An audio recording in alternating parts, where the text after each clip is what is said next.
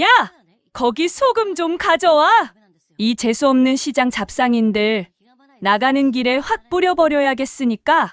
예비 시어머니 박 과부의 표독스러운 고함이 상견례 식당 복도까지 울려 퍼지는 순간 31살 딸 은하의 눈에서 참았던 눈물이 왈칵 쏟아졌습니다. 15년 된 낡은 양복 위로 하얀 소금 가루가 비참하게 떨어졌고 62 아버지 만식의 주먹은 하얗게 질릴 때까지 떨리고 있었죠. 당신 같은 급이 감히 어디라고 우리 집안에 기어들어와요. 그 천박한 잡상인 냄새 안 나게 소금이나 실컷 맞고 당장 꺼져요. 침이 튀도록 쏟아지는 모욕 앞에서도 아버지는 이를 악물고 단 한마디도 하지 않았습니다. 그저 바닥에 흩어진 꼬깃한 돈 뭉치를 묵묵히 주워 담을 뿐이었죠. 하지만 신문지를 다시 여미는 아버지의 눈빛은 그 순간부터 서서히 얼어붙기 시작했습니다.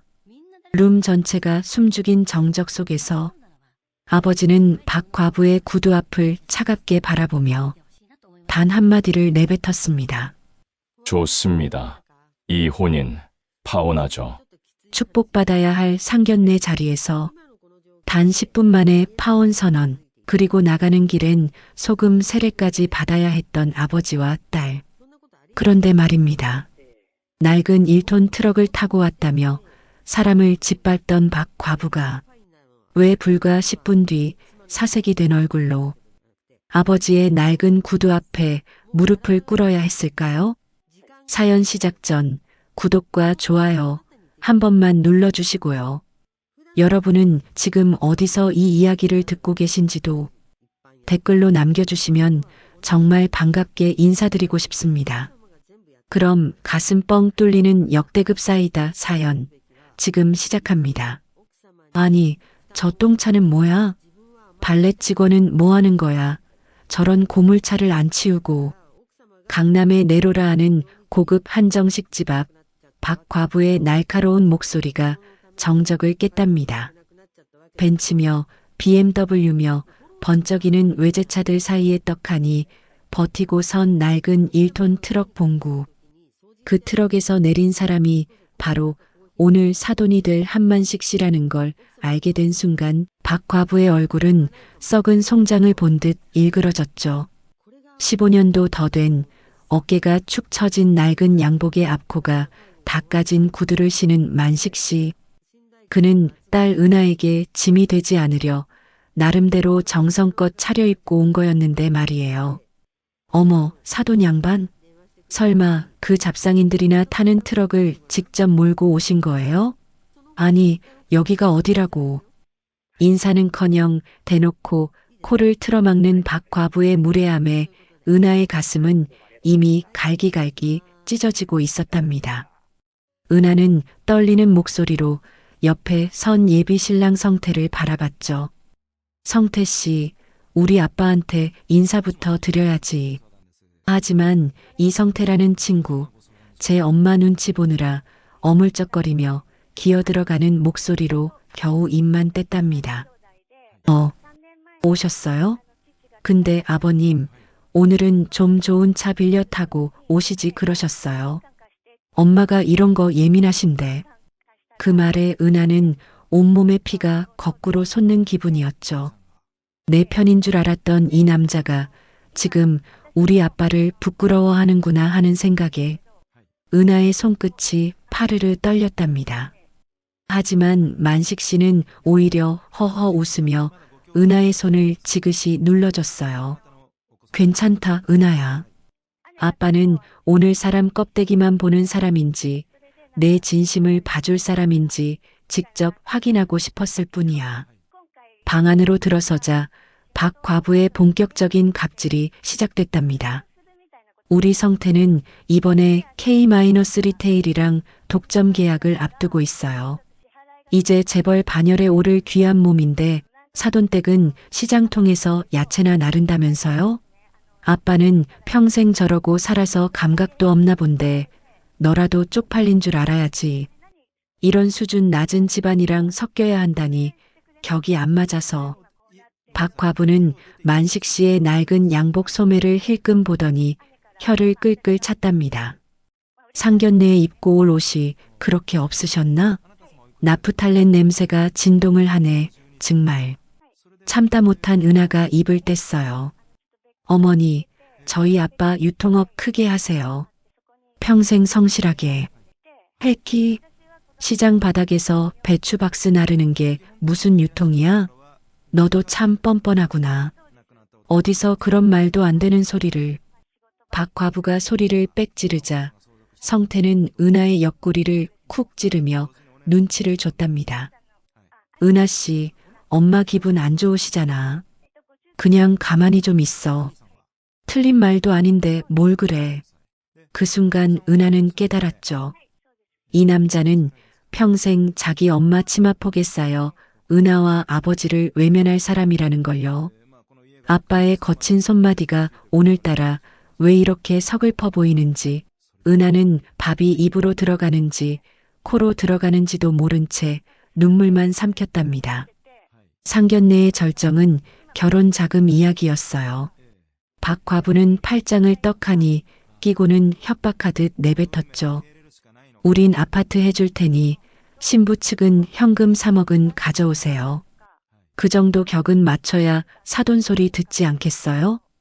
만식 씨는 조용히 품 안에서 신문지에 투박하게 싼 뭉치 하나를 꺼내 테이블 위에 올렸답니다. 사부인, 이건 제가 시장 바닥에서 10원 한 장 허투루 안 쓰고 모은 겁니다. 우리 은하 결혼할 때 주려고 평생을 아껴온 제 정성입니다. 만식 씨의 눈시울이 붉어졌지만 박 과부의 반응은 악마가 따로 없었답니다. 어머, 이게 뭐야? 지금 나랑 장난해? 박 과부는 신문지 뭉치를 손가락 끝으로 집어들더니 쓰레기 보듯 했어요. 어디서 비린내 나는 꼬깃꼬깃한 돈을 신문지에 쌓아서 내 손을 더럽혀. 이거 구걸하러 온 거야? 이딴 돈 몇 푼으로 우리 집안이랑 엮이겠다고? 시장 잡상인 아니랄까봐 수준하고는. 그러더니 비명을 지르며 그 귀한 돈 뭉치를 식탁 아래로 냅다 던져버렸답니다. 툭 소리와 함께 신문지가 벌어지며 5만 원권 지폐들이 차가운 대리석 바닥에 사방으로 흩어졌죠. 만식 씨가 딸을 위해 평생 땀 흘려 모은 소중한 정성이 박 과부의 명품 구두 아래에서 짓밟히고 만 거예요. 아빠, 은하는 바닥에 주저앉아 그 돈을 줍기 시작했답니다. 흐릿한 시야 너머로 성태를 바라봤지만 그는 어휴 창피하게 정말 이라며 고개를 돌려버리는 게 아니겠어요? 은하는 바닥을 기며 돈을 줍는 아버지를 보며 심장이 타들어가는 것 같았답니다. 나 때문에 못난 딸 자식 때문에 우리 아빠가 이런 취급을 당하는구나. 은하의 통곡 섞인 울음소리가 방 안가득 울려 퍼졌지만 박 과부의 비웃음은 멈추지 않았답니다. 바닥에 흩어진 5만 원권 지폐들을 한 장 한 장 줍는 만식 씨의 손등이 가늘게 떨리고 있었답니다. 그걸 지켜보는 은하의 마음은 어떻겠어요? 아주 갈기갈기 찢어지는 것 같았죠. 하지만 더 기가 막히는 건 그 상황을 지켜보는 예비시댁 식구들의 태도였어요. 박 과부는 코웃음을 치며 지갑에서 거울을 꺼내 화장을 고치고 있었고요. 성태라는 녀석은 창피하다는 듯 먼 산만 보고 있었답니다. 그때 방 안으로 들어온 식당 지배인이 만식 씨의 얼굴을 보고는 소스라치게 놀라는 게 아니겠어요? 어머, 회장. 지배인이 무언가 말을 하려던 찰나 만식 씨가 조용히 눈짓을 보냈답니다. 지금은 나서지 말라는 뜻이었죠. 박 과부는 그것도 모르고 지배인에게 소리를 빽 질렀어요. 여기 바닥 좀 봐. 저 잡상인이 돈을 흘려서 식당 지저분해진 거 안 보여? 빨리 안 치워. 지배인은 어쩔 줄 몰라 하며 물러났고 은하는 피눈물을 삼키며 아빠의 거친 손을 잡았답니다. 박 과부는 기세등등하게 말을 이어갔어요. 우리 집은 이번에 국내 최대 유통사인 K-리테일이랑 독점 계약을 앞두고 있어요. 본부장이 우리 매장들 수익률 보고 깜짝 놀랐다니까. 이제 우린 당신들이랑은 노는 물이 달라진단 말이야. 그 말에 만식 씨가 묘한 미소를 지으며 한마디 툭 던졌답니다. K-리테일 본부장이 참 깐깐하다고 소문이 났던데 계약이 생각보다 쉽지 않을 텐데요. 박 과부는 가소롭다는 듯 비웃었죠. 당신 같은 사람이 대기업 본부장에 대해 뭘 안다고 아는 척이야? 배추박스나 잘 나르셔. 은하는 옆에 앉은 성태를 간절하게 바라봤답니다. 제발 한마디만 해달라고, 우리 아빠 무시하지 말라고요. 하지만 성태는 은하의 손을 뿌리치며 차갑게 말했죠. 은하 씨, 우리 엄마 말이 틀린 거 없잖아. 솔직히 나도 오늘 아버님 차림새 보니까 정이 뚝 떨어지네. 우리 집안격에 맞춰야지. 이게 뭐야? 그 순간 은하의 가슴 속에서 무언가 툭 하고 끊어지는 소리가 났답니다. 1년 동안 사랑했던 남자가 이렇게 비겁하고 천박한 인간이었다니. 은하는 아빠의 낡은 양복 소매를 붙잡고 오열했어요. 아빠, 우리 가자. 제발 가자. 하지만 박 과부의 갑질은 여기서 끝이 아니었답니다. 그녀는 명품 가방에서 흰 봉투 하나를 꺼내 테이블 위에 툭 던졌어요. 이거 봐요, 사돈 양반. 당신들 사정 보아하니 생활도 어려운 것 같은데 이거 생활비에나 보태 쓰고 우리 아들 인생에서 깔끔하게 빠져줘요. 상견례 밥값 낸 셈 치고 주는 거니까 2번 말 안 할게. 봉투 안에는 고작 100만 원짜리 수표 몇 장이 들어 있었답니다.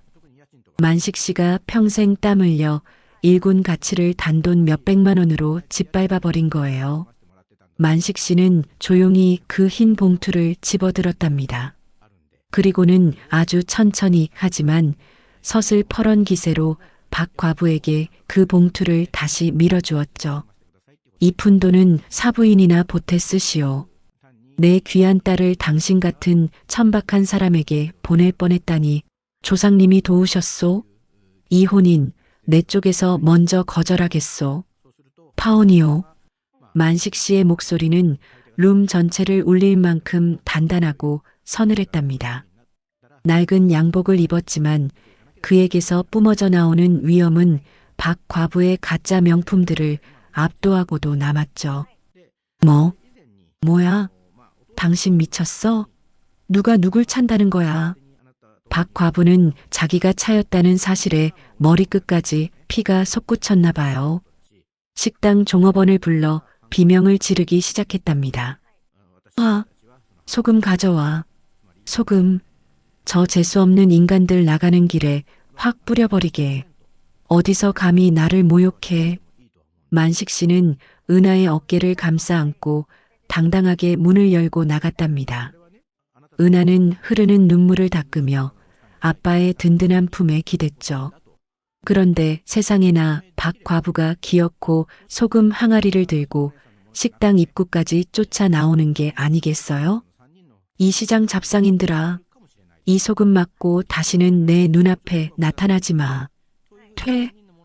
박 과부는 미친 여자처럼 소금을 한 바가지 퍼서 만식 씨와 은하의 등 뒤로 확 뿌려버렸답니다. 하얀 소금 가루가 만식 씨의 낡은 양복 어깨에 내려앉았고 은하의 머리카락 사이사이에 박혔죠. 은하는 너무나 억울하고 분해서 아빠의 품속에서 울부짖었답니다. 아빠, 어떻게 이럴 수가 있어? 우리 아빠가 뭘 잘못했다고. 만식 씨는 소금을 맞으면서도 딸을 꽉 안아주며 나지막이 말했답니다. 괜찮다, 은하야. 저 소금이 우리 애군을 다 씻어줄 게다. 이제 진짜 복은 지금부터 시작이야. 바로 그 순간이었죠.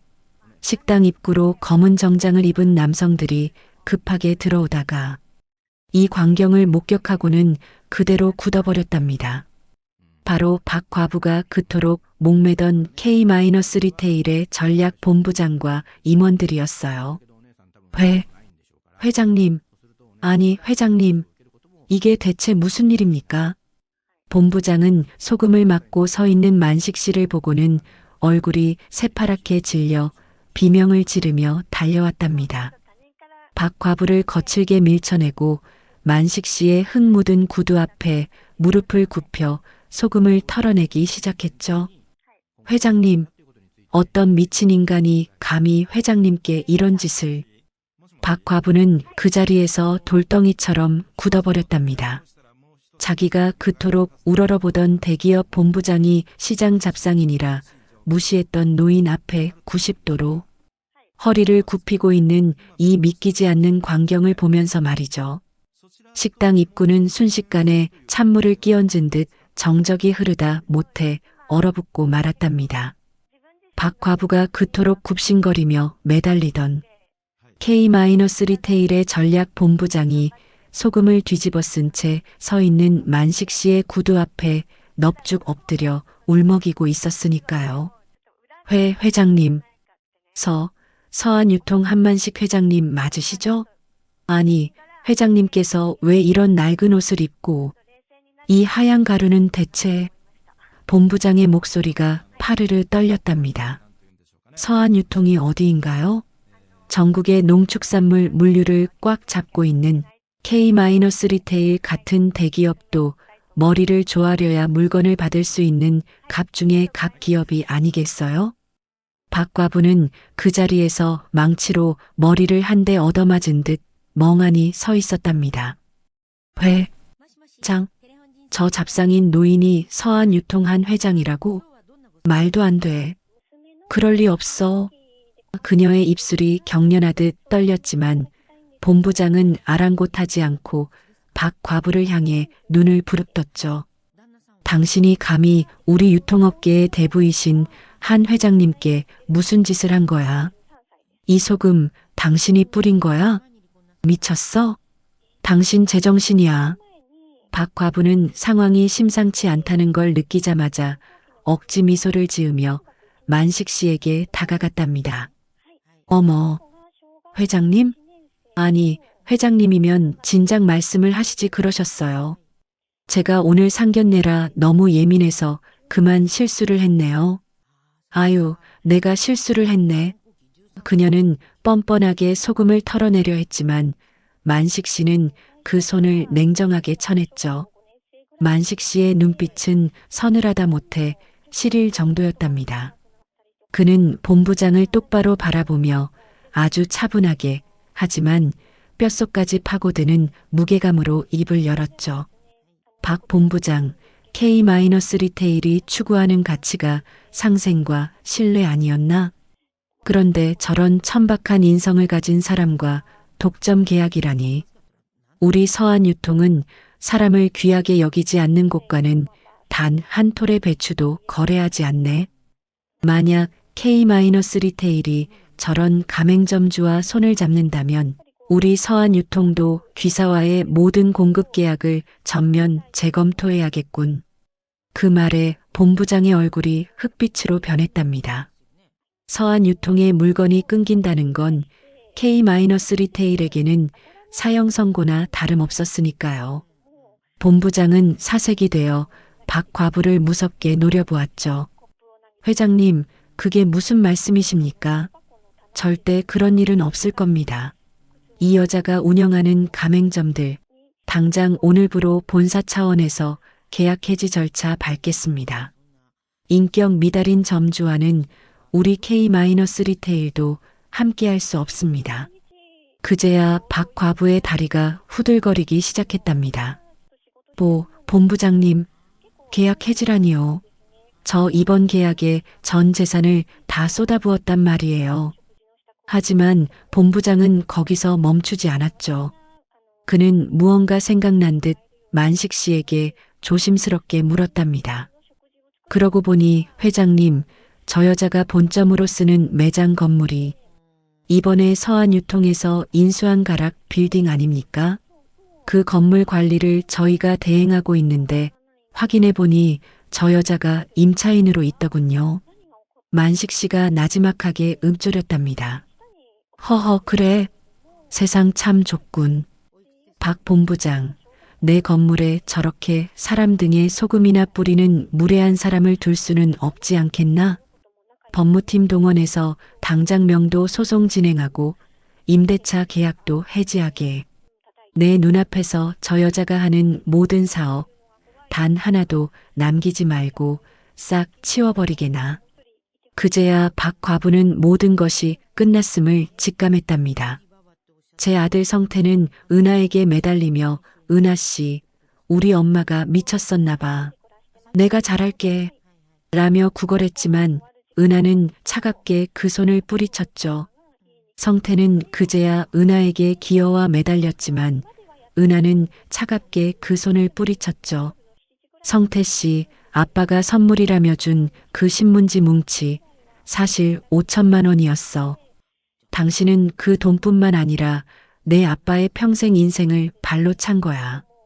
이제 당신들의 그 잘난 격에 맞는 사람들끼리 길거리에서 잘 살아봐. 박 과부는 식당 입구 대리석 바닥에 주저앉아 통곡했답니다. 회장님, 제가 죽을 죄를 지었습니다. 제발 한 번만 살려주세요. 저 이제 갈 곳도 없어요. 하지만 만식 씨는 뒤도 돌아보지 않았답니다. 그는 은하의 어깨를 든든하게 감싸 안으며 낡은 1톤 트럭 봉구의 조수석 문을 열어주었죠.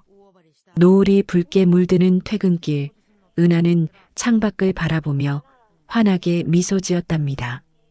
아버지가 운전하는 낡은 트럭 안에는 비싼 향수, 냄새 대신 정직한 땀 냄새와 아버님의 깊은 사랑이 가득했거든요.